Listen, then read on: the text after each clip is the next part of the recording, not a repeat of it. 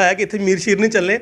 मैं मीर साहब ये जानना चाहता हूँ कि आखिर कांग्रेस में चल क्या रहा है? क्या पीड़ा उसकी कुछ और होगी तो उसको लेकर थोड़ी ना कांग्रेस पॉलिसियां बदलेगी। वो पूर्व मंत्री हैं, वो कार्यकर्ता तो नहीं। फिर वही बात मैं कह रहा हूँ, पूर्व मंत्री यहाँ डजन्स में हालांकि आपकी आज़ाद साहब से इस सब कंट्रोवर्सी के बाद कभी बात हुई, और अगर बात हुई तो किस दर्जे की हुई, थी। किस शायद वो तब से हाइबरनेशन में है, अच्छा, उसको खुद भी महसूस हुआ होगा। कि ये प्रेशर क्रिएट करने के लिए मास रेजिग्नेशन दिए गए पोस्ट से और एक प्रेशर क्रिएट किया गया और ये कहा गया कि ये सभी मीर के खिलाफ है क्योंकि वो कुर्सी पर काबिज हैं और 7 सालों से वो कुर्सी नहीं छोड़ रहे। ओहदेदार तो उसमें 3 ही है, तो अब उसको आप 20 लोग कहो, 50 लोग कहो, 500 लोग कहो, और ये सवाल आप किसी टाइम उनसे पूछ लीजिए। मैं भी जानना चाहूँगा उनने किस परिप्रेक्ष्य में ये कहा। नमस्कार, आपका स्वागत है जम्मू लिंक्स न्यूज़ में और मैं हूं विशाल शर्मा। जम्मू कश्मीर की बात करें तो अब चुनावों को लेकर सुगबुगाहट जो है वो तेज़ है। सभी पार्टियां जो हैं वो अपनी अपनी तैयारी में जुटी हैं। लेकिन इसी बीच अगर कांग्रेस की बात करें तो कहीं ना कहीं कांग्रेस में एक रिफ्ट आप कहें वो देखने को मिला। और गुलाम नबी आज़ाद कांग्रेस के गद्दावर नेता हैं, लेकिन शायद आप ये कहें कि अपना एक अलग ग्रुप लेकर वो चल रहे हैं। लगातार उनकी रैलीज हो रही हैं, उनके स्टेटमेंट्स आ रहे हैं। और इसी बीच आप ये कहें कि एक दिलचस्प बात जो थी वो सुनने को मिली थी, और वो बात आज के दिन में आप ये कहें कि शहर में एक डायलॉग है, और डायलॉग बड़ा फेमस था कि इत्थे मीर शीर नहीं चलने। और मेरे साथ इस समय जी अमीर खुद बैठे हुए हैं और अब इस पूरे टॉपिक पर इनसे बात करेंगे कि आखिर कांग्रेस की स्थिति क्या है और किस प्रकार कांग्रेस खुद को चुनावों के लिए तैयार कर रही है। सर, आपका बहुत बहुत स्वागत है जम्मू लिंक्स न्यूज़ पे। और मुझे लगता है आप डोगरी तो समझते होंगे, और मैंने जो डायलॉग बोला है कि इतने मीर शीर नहीं चलने, मैं मीर साहब ये जानना चाहता हूँ कि आखिर कांग्रेस में चल क्या रहा है? क्या वाकई में एक बहुत बड़ा रिफ्ट है जिसे कांग्रेस समाप्त नहीं कर पा रही, या फिर कुछ और मसला है? ऐसी कोई रिफ्ट तो मुझे नहीं दिखाई दे रहा। ये तो आप मीडिया वालों से ही हम सुन रहे हैं। विद इन कांग्रेस तो मुझे कोई ऐसा रिफ्ट नहीं लगा। नहीं, स्टेज पर उन्होंने कहा और रिकॉर्डेड स्टेटमेंट था उनका। अरे इतने हजारों के कार्यकर्ताओं में कोई एक कार्यकर्ता कुछ कहे, अपनी पीड़ा उसकी कुछ और होगी तो उसको लेकर थोड़ी ना कांग्रेस पॉलिसियां बदलेगी। वो पूर्व मंत्री हैं, वो कार्यकर्ता तो नहीं। फिर वही बात मैं कह रहा हूँ, पूर्व मंत्री यहाँ डजन्स में है जम्मू कश्मीर में। चाहे डायरेक्ट हमारी हुकूमत नहीं भी आई के भी, मगर मिली जुली सरकारों करके अगर आप आज भी देखेंगे तो 50 से 60 तो पूर्व मंत्री आपको यहाँ मिलेंगे। तो इसलिए ऐसे में अगर किसी एक उस तरह के साथी ने कोई जो उसको नहीं बनता था उस फोरम पर, वो हम भी समझते हैं, बट कह दिया तो उससे क्या फ़र्क पड़ता है। तो आपकी दोबारा उनसे बात हुई पर्सनल कि आपने कुछ ऐसा स्टेटमेंट दिया, या उनकी आपसे बात हुई? ऐसा करने की कोई ज़रूरत ही नहीं थी। शायद वो तब से हाइबरनेशन में है, अच्छा, उसको खुद भी महसूस हुआ होगा।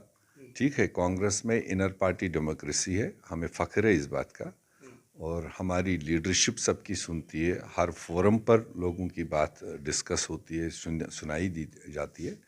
मगर जिन फोरमों में जो बात नहीं करनी चाहिए थी, उसके लिए एक सेट पार्टी प्रोटोकॉल है।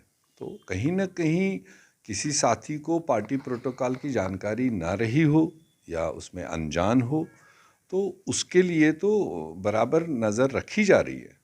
एक्शन भी आपने नहीं लिया, उस हिसाब से तो आपको एक्शन लेना चाहिए बड़ी था। कोई मामला नहीं है। कई बार उनके कदावर लीडरों ने उसको कवर अप भी कर दिया। It may be slip of tongue.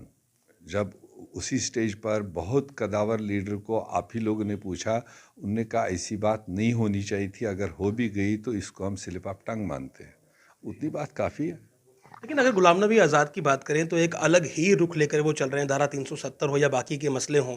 तो बिल्कुल एक रिफ्ट जो है, जो आम लोगों को दिखता है, तो पार्टी उसको कवर अप करने की कोशिश क्यों नहीं कर रही? देखो, जहाँ तक 5 अगस्त 2019 के लिए हुए फैसले हैं जो पार्लियामेंट ने लिए हैं, आज की मौजूदा सरकार ने लिया, उसमें कोई भी फर्द हो किसी भी लेवल का, तो जब तक वो उस पर बोलेगा वो फर्जी स्टेटमेंट होता है। और जो पार्टी का मौक़िफ़ है वो वाज़ेह है देश के सामने।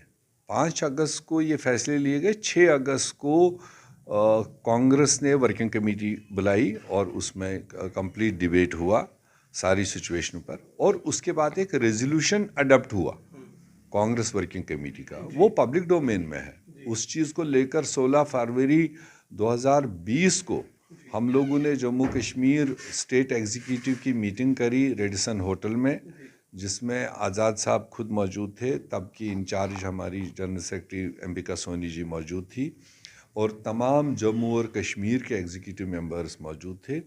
और हमने 6 अगस्त 2019 के कांग्रेस वर्किंग कमेटी के रेजोल्यूशन को एंडोर्स किया। स्टेट पीसीसी ने, एग्जीक्यूटिव ने उसको एंडोर्स किया।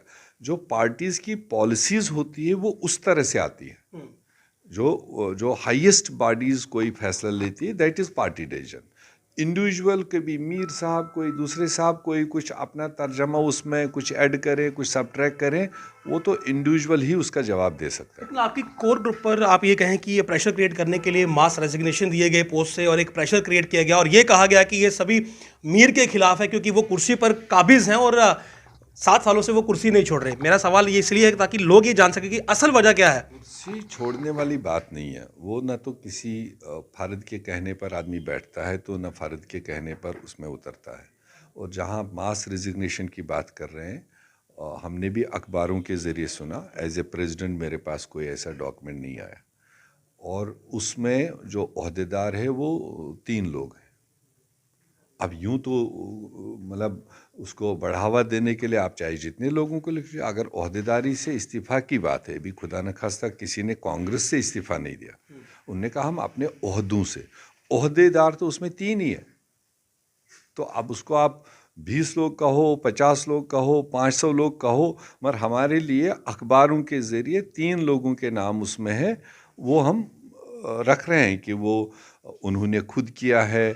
अगर लीडरशिप को उन्होंने कोई चीज़ लिखा है, तो लीडरशिप तो ऑलरेडी ऑन रिकॉर्ड है कि मैं यहाँ पर हूँ एक एक कांग्रेस जन को सुनने के लिए। अगर कोई ग्रीवेंस है, कोई प्रॉब्लम है, आप मेरे से मिलिए, आप मेरे से बात कीजिए, मगर अखबारों के ज़रिए से कम्युनिकेशन मत करिए।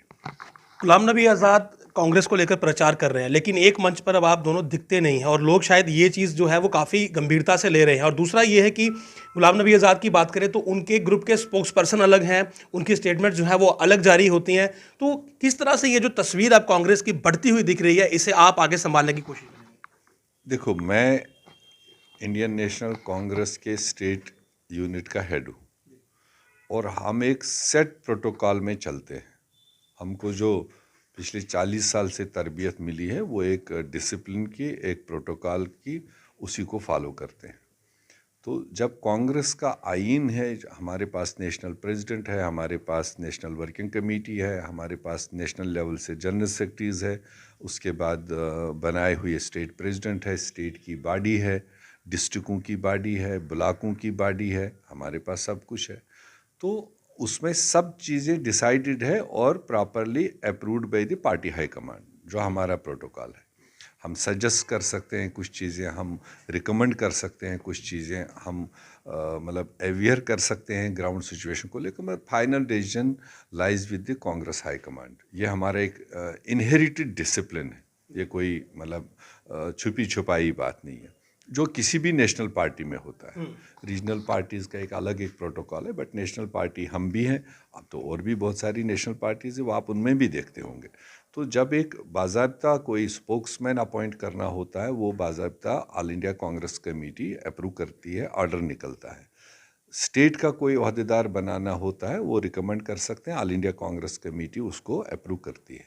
तो हम तो उस डिसिप्लिन को फॉलो करने वाले लोग हैं। और आप जिनकी बात कर रहे हैं या जो आप मेंशन कर रहे हैं कि उनका ये है, उसका जवाब आप उनसे बेहतर पूछ सकते हैं, क्योंकि वो कदावर लीडर है। हम तो फुली रेस्पेक्ट करते हैं उस तजुर्बे का। और कांग्रेस में मेरे ख्याल से जितनी constitutional amendments time to time हुई हैं, जो जो जो रेजोल्यूशंस हुए हैं, अभी तक के लास्ट सेशन तक तो उसके पैरोकार रहे गुलाम नबी आज़ाद साहब। तो अगर कोई चीज़ आपके ज़बानी जो आपने बताया, अगर ऐसा कोई चीज़ वहाँ पर हो रहा है, उसका जवाब वो सबसे बड़ा डिसिप्लिन्ड आदमी है, सबसे बड़ा तजुर्बेकार आदमी है, वो खुद दे सकता है। उसके बिहाफ से मैं यहाँ जवाब दूँ, वो बनता नहीं।